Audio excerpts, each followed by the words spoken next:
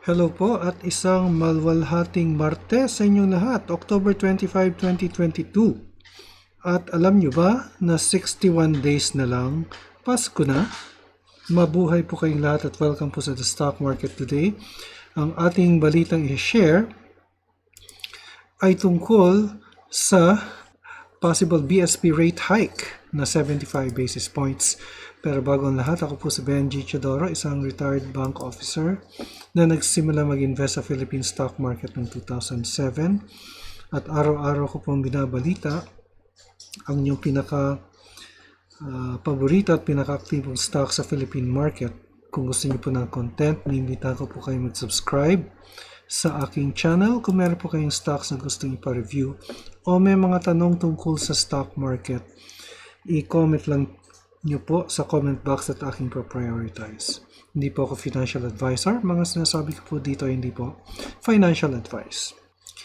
Huwag kayong alis dahil babahagi ko sa inyo ang ating financial headlines at ang resulta ng trading sa ating PSE ngayong araw, ika-25 ng Oktubre, dito lamang sa The Stock Market Today.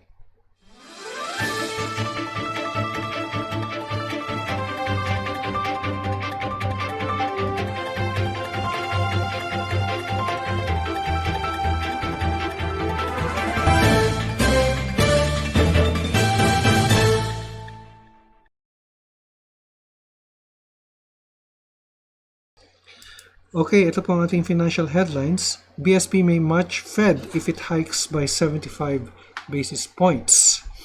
Philippine banks to remain resilient, sabi ng IMF. Firm seeks $25 million ADB loan to build telco towers in the Philippines. And the Philippines may miss growth goal in 2023. In corporate news, PLD team to build $75 million subsea cable link within Asia. PSE sanctioned 10 firms for breaking disclosure rules. AGNP contemplates floating storage unit ice gas delivery by March. And ACEN moves to divest stake in coal-fired power plant subsidiary. Pero main news po natin ay nandito po sa business world. BSP may match Fed if it hikes by 75 basis points. Philippine interest rates could rise by more than 100 basis points before the year ends, the central bank governor said on Monday, in a step with large rate hikes expected to be delivered by the U.S. Federal Reserve to fight inflation. It could be more. It depends on what the U.S. does, BSP Governor Felipe Medalla told reporters when asked if he shared the view of the finance secretary, who earlier said key rates should rise by 1 percentage point before year-end. Malaki yun, ha? 1 percentage point is 1% or 100 basis points. In the U.S., at least another 75 basis point move is expected at the conclusion of the Fed's next policy meeting on November 1 to 2, with further tightening in the pipeline as policymakers try to rein in consumer prices. Mr. Medalla, who heads BSP's 7-member Monetary Policy Making Board, said if the Fed hikes rates by 75 basis points, he could vote to raise rates by the same magnitude, lest the peso, which has lost more than 13% against the dollar this year, remains under pressure. We have to match it, Mr. Medalla said separately in a business forum. The thing we are watching the most is what the Fed will do. The PSP has so far raised key policy rates by 225 basis points this year to tame inflation and slow the peso's decline. It is concerned the peso's weakness could further fan inflation, which hit a 4-year high of 6.9% in September, while outside the central bank's 2 to 4% target. While the BSP prefers a market-determined exchange rate, it has to intervene to control volatility, Mr. Medalla said, adding there was quite a bit of a buffer to support the peso with the dollar reserves if needed. Okay, yun po ang ating main news. At tingnan po natin ang inyong mga comments. Una po, galing po kay Raquel Robrigado. Sabi po niya, di ko po ini-skip mga ads sir, inuulit ko mga videos niyo. Salamat po Raquel. Maraming po salamat. And then Robert Chu, Sir Ben, thank you for your reply to my query. Your comments and instructions regarding the PSAR is very comprehensive and easy to understand. Thank you sir, more power. Maraming salamat din Robert Chu. Actually, we learned from each other because this was the first time I heard of PSAR, and I learned from it also. And then Isip Roman, Sir, SSP bukas, also thoughts on their buyback. Pansin ko, binabawasan nila yung daily buyback ng half over the past weeks. Okay, so tingnan po natin si SSP at yung kanilang buyback program. So let's now check on what happened to the index today. Yan. Ang PSE index natin ay umakyat. Nasa 6073.41 na po. Kahapon po ay nasa 6028, ano? So umakyat po siya ng 44.62 points or 0.74%. Pero on the short term ay sideways po ang kanyang movement, although the medium and long-term indicators are still above, meaning bearish po ang dating. Pagdating naman sa market activity, 95 ang mga kumpanyang bumaba, 74 ang umabante at 47 ang hindi nagbago. Ang all-share index naman natin ay umakyat ng 0.51%. Samantalang lahat ng sectoral indices natin, financials, holding companies, industrials, properties, or 4 sa 6 ay umakyat. At pinangunahan po ito ng financials at 22 or 1.45%. Samantalang ang mining at ang services ay bumaba. Yung most active stocks naman natin, tingnan po natin si SSP. Ito po ay request ni Isip Roman. Pagkatapos ay TEL, Glow, ACEN. Tingnan natin ang financials, BPI at BDO. So, umpisa na po natin kay SSP. Yan, bullish po si SSP based dito sa ating long-term indicator. Paakyat po siya. And, tingnan natin kung meron siyang news dito. Puro buyback ang news niya. And mukhang they're buying back the stock, ano? And what happens kasi here, let's take a look at one disclosure dito, yung sa 2 months ago, meron ako nakita dito eh. Ito, press release, 2 months ago. Ito po ay August 15, ano?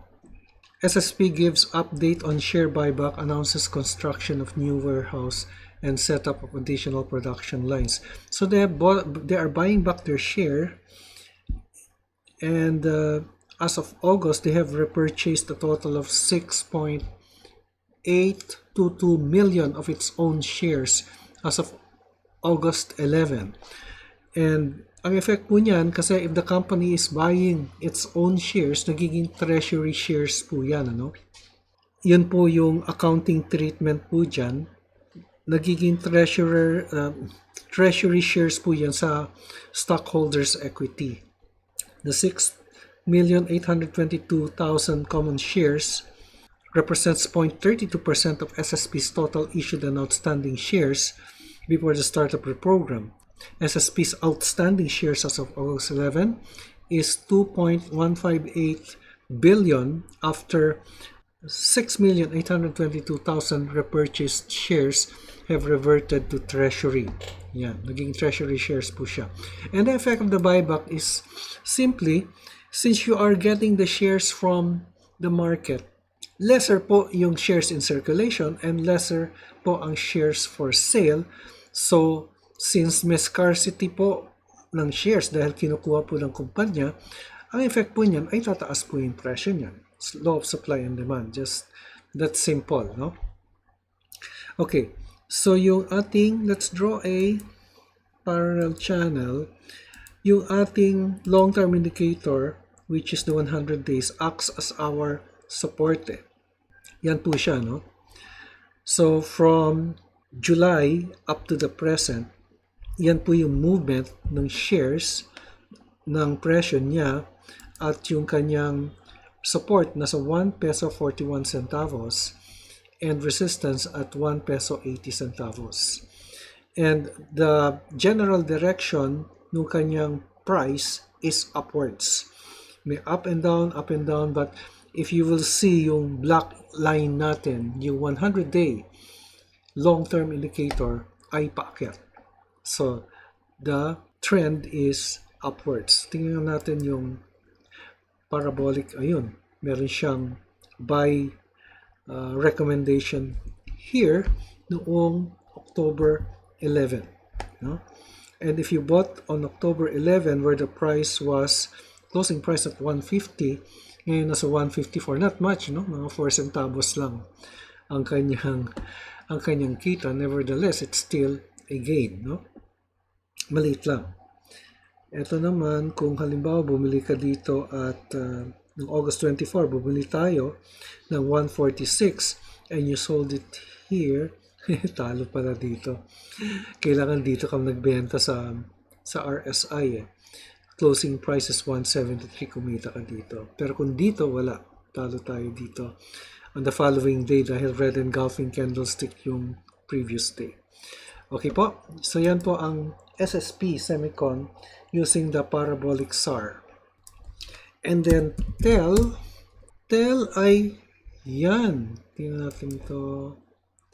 Bearish po si TEL, ano? And yung short-term indicator po natin, which is our 20-day exponential moving average just piercing through the candlestick. Noong October 11, nag-oversold po yung stock. So, this is a buy signal here, no? Yan. So, ang closing price po noong October 11 was 1,402. Yan po yung closing price niya. Parabolic SAR nga natin. Yan. Pero the parabolic SAR's buy signal happened 3 days later, no October 14, when the closing price was 1,430 against 1,402. No? So, umakyat na po siya ng 28 pesos bago siya nagkaroon ng buy signal. So, bullish po itong si TEL on the short term, but on the long term ay bearish pa rin po siya. Okay, in the meantime, ang support ni TEL nandito po sa area to 1,423 and the resistance ay pwede nating ilagay dito sa area to. Nasa 1,628, more or less. Support and resistance, di po yan exact points, but these are areas. Then si Glow. So, may dalawang telecoms tayo dito. Uy, bullish po si Glow, ha? At meron siyang sell signal po dito. And what happened here was, okay, first there was a buy signal here. Yan. Yan po ang buy signal niya noong August 1. Meron po siyang buy signal. And if we will be using the parabolic SAR, ang buy signal po happened on August 1, but the parabolic SAR signal happened on August 11, no? Na ang closing price po niya ay nasa 2,153. Pero dito, yung buy signal niya noong August 1, ang closing price niya is 1,996 against 2,153. So, 100 pesos po ang in-increase niya, no? Yan po. So, ito po yung buy. Pero, ang parabolic SAR signal, dumating lang dito noong August 11. Okay? Ngayon, if you bought here using the RSI at 1,969, ang sell signal came here. Dito po noong October 20 at 2,370. Sorry, 2,478 or more than 100 pesos gain kung sinunod nyo po yung RSI. Pero wala pa pong sell signal si glow sa parabolic SAR, no? Dapat mag-appear na yan in 2 or 3 days para ma-confirm mo yung ano. See? Yan po, glow is one of the stocks na nagre-respond well sa RSI, buy and sell signal, as well as the parabolic SAR. No? Kaya sa parabolic SAR, merong delay eh. Merong delay bago siya mag-buy or sell. Nauuna lagi ang RSI. Okay, then ACEN. Oh, wait. Support pala dito. Support niya ay nandito. Yan, nasa almost 2,000 pesos ang support and resistance. Malapit po 2,523 ang pinaka-resistance. Support and resistance, di po yung exact points. Areas po yan. And then ACEN is, naku, bearish po si ACEN. So, meron siyang oversold signal po dito, meaning time to buy, no? Pero ang dami niyang oversold eh. Nag-start po dito nung September 7, tumuloy po dito ng September 14. So, yung support nandito po sa 558. Yung pinaka-support level po niya. Let's try the parabolic SAR. Yan, may buy signal po siya dito. The buy signal started here, October 7, pero napakataas po eh ng buy signal niya, no? Based dito sa RSI. And ACEN is one stock na you should use the parabolic SAR as confirmatory, no? Kasi tulad dito, kung bumili po kayo dito nung September 7, ay natalo po kayo dito dahil akala mo ay oversold na itong level na ito. Bumaba pa po lalo dito. So, yan po yung one of the things that you have to take into account, ano, when you use the RSI, dahil hindi po lahat ng stocks applicable yan. So, if you use it with the parabolic SAR as confirmatory, so much the better. Yan po yun sa ACEN. So, if you bought, again, at this point, na nakita mo, uy, kung bumaba pa lalo, tapos nagkaroon ng buy signal, bili ka na dyan. Yan. Kasi, kumbaga, natumbok na ni ACEN yung oversold level at kinonfirm dyan na oversold na yan, bili ka na dito. Yan po. Okay, so yan po si ACEN. Nasa 558 po ang pinaka-support niya. Balik natin dito. And the resistance, naku, medyo malaki yata yung resistance level. Ito, resistance level po ito. Yan po. Nasa 630 po ang pinaka-resistance niya. Then, BPI naman tayo. BPI is, naku, moving sideways po si BPI. So, kumikita naman po si BPI. BPI, ito yung bihirang mag-oversell at overbuy. Overbought. Yan. Dito lang pa siya nag-overbought noong March 8. Tapos wala na. Pero if you're gonna use the parabolic SAR, yan, marami siyang buy and sell signals na kung tutumbukin po niyo ay minsan kikita kayo, minsan hindi. Kung dito kayo nakabili at dito kayo nag-sell, halos wala po kayong kinita. Ito po yun.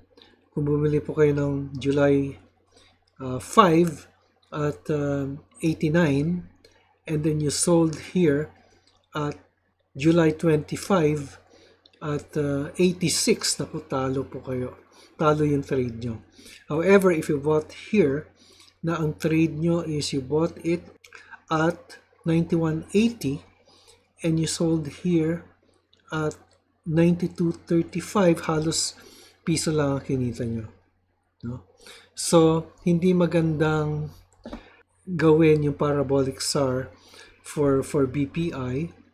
You will have to know the character of the stock actually when you use the parabolic SAR. Okay? So, mas ginagamit ko po kasi ito.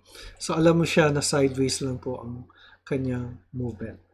Okay, in the meantime, ang pinaka-support ni BPI, pinakamalapit pong nakikita, nandito po sa 9071 at pinaka-nearest, nandito po sa 9344. Then finally, BDO. SM Group po ito. Yan, moving sideways na rin po si BDO and ito'y bihira din overbought at oversold. Nag-oversold po siya noong June 30 and it reached a peak here. Ngayon, try nga natin yung parabolic SAR. So, totoo siya sa oversold rather. So, if you bought here, the closing price is natin 118 or 119 and you sold here at 118, talo yung trade. Talo yung trade nyo. So, it's one stock na hindi nagja-jive yung oversold at parabolic SAR. So, when you do the trades, make sure na totoong overbought and oversold. No? And you'll have to take a look at the character of the stock. So, yung pinaka-resistance, malapit po nandito sa 123. Malapit na po. Resistance level na po ito. Okay. So, yan po ang ating report sa stock market. Ika-25 ng Oktubre. 2022. Ito po si Benji Chidoro, nagpapaalala, investment in knowledge pays the best interest. Maraming salamat sa inyong pagtangkilik at hanggang sa muli. Stay safe. God bless and bye for now.